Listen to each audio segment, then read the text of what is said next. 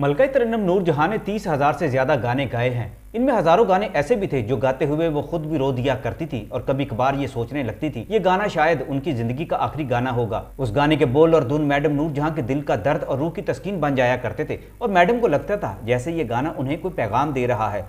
Madam Noor Jahan मुद्दतों ऐसे दर्दनाक गाने गाती रहीं और फिर उनकी ज़िंदगी का वो गाना भी आ गया जिसे गाते हुए उन्हें एक बार फिर लगा ये गाना उनकी ज़िंदगी का आखिरी गीत होगा। और फिर ऐसा ही हुआ, ये गाना उनके दिल का रोग बन गया। 1995 में उनकी आवाज़ में ये गाना रिकॉर्ड किया गया और ये गाना अपने पीछे सोगवार तारीख छोड़ गया। इस गाने और जिस फिल्म में यह गाना फिल्माया गया वो भी यादगार नकूश छोड़ गई।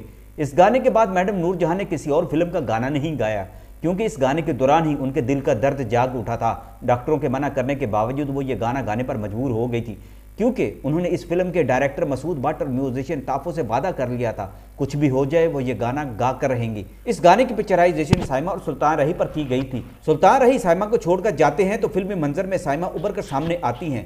वो घोड़े पर बैठे हुए दूर जाते हुए सुल्तान रही को इस गाने की मदद से रोकना चाहती हैं।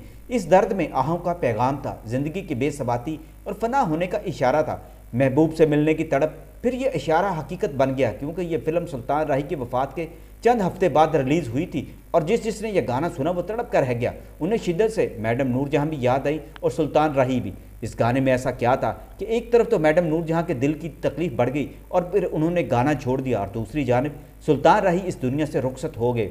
इस फिल्म के रिलीज से चंद हफ्ते पहले ही उनका कत्ल हो गया था। ये गाना ही मनहूस निकला था जिसे सुल्तान रही खुद भी गुनगुनाया करते थे और साइमा के साथ बैठकर इस फिल्म के बारे में जब बात होती तो वो ये कहा करते थे ये गाना मुझे लगता है कोई पैगाम देता है और इस गाने के अंदर बहुत गहराई है। ये गाना वाकई मनहूस ही निकला शायद, जिसने पाकिस्तान की गायकी और फिल्मी दुनिया के एक सुल्तान और दूसरी मलका को छीन लिया था। और ये गाना आज भी ताज़ा है और रोजाना सुना जाता है।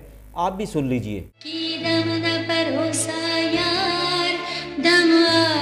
फरवरी 1996 में रिलीज होने वाली फिल्म सखी बादशाह के इस पॉपुलर तरीन गाने को सईद गिलानी ने लिखा था और ताफो ने इसकी धुन बनाई थी। सईद गिलानी कहा करते थे ये गाना लिखते हुए मैं कई बार रोया था क्योंकि इसमें मेरा अपना दर्द शामिल था। फिल्म की सिचुएशन के मुताबिक जब ये गाना लिखा तो मैं इसको कई दिनों तक तहतुल लफ्ज में गाता रहा था। इसमें मुझे अपनी रूहानी कैफियत नजर आती थी। सईद गिलानी पाकिस्तान के मशहूर तरीन नगमा निगार थे। उनके लिखे हुए गाने फिल्मों की कामयाबी की जमानत बन जाया करते थे।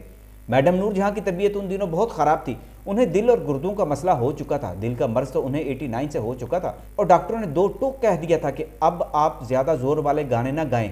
मैडम ने दिल के ऑपरेशन के बावजूद इससे गुरेज नहीं किया और अपनी आवाज़ को बंद नहीं किया था। वो कहा करती थी अभी मेरी आवाज़ में बड़ा दम है। फिल्म सखी बादशाह के लिए जब गानों की रिहर्सल शुरू हुई तो मैडम इस गाने को गाते हुए कई बार हाम भी गई थी। उनकी बेटी जिले हमा को जब पता चला कि अम्मा पूरी मुशक्कत के साथ गाना गा रही हैं तो उन्होंने अम्मा को रोकना चाहा, मगर नूरजहां एक माँ से ज़्यादा कमिटमेंट वाली अजीम सिंगर थी। जो बात एक बार तय कर लेती या ठान लेती उसको पूरा किए बगैर ना रुकती थी। उनके दिल के मसल्स कमज़ोर हो चुके थे लेकिन इरादे बहुत मजबूत थे। पंजाबी गानों की धुनें उस दौर में ऐसी बनाई जा रही थी जिसमें सीने का जोर भी लगता था और ऊंचे सुरों में भी जाना पड़ता था और मैडम के लिए ये गाने अब जहर बन चुके थे जो उन्हें मौत की जानिब धकेल रहे थे। यही गाने कभी उनकी ग़िज़ा थे, मगर डॉक्टरों ने जब उन्हें ये गाना गाने के बाद इस हालत में देखा वो सांस लेते हुए हाँफ जाती हैं तो उनका दिल कमज़ोर हो चुका है, मगर इरादे अभी कमज़ोर नहीं हुए तो वो इलाज के लिए उन्हें अमेरिका भेजने पर मजबूर हो गए।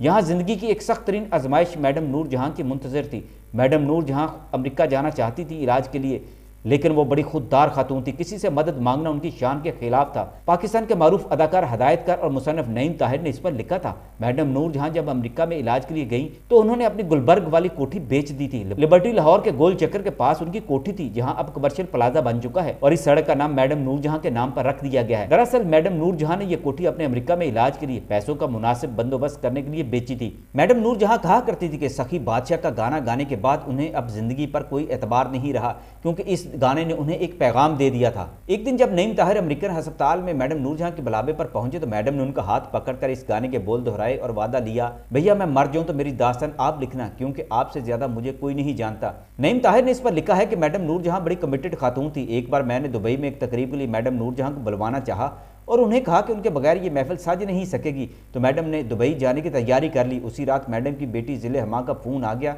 और कहा यह बड़ा जुल्म होगा अगर अम्मा की हालत ऐसी है उन्हें भेजा गया तो खुदा न खास्ता उनकी मौत हो जाएगी अगर वो उन्होंने गाना गाया तो।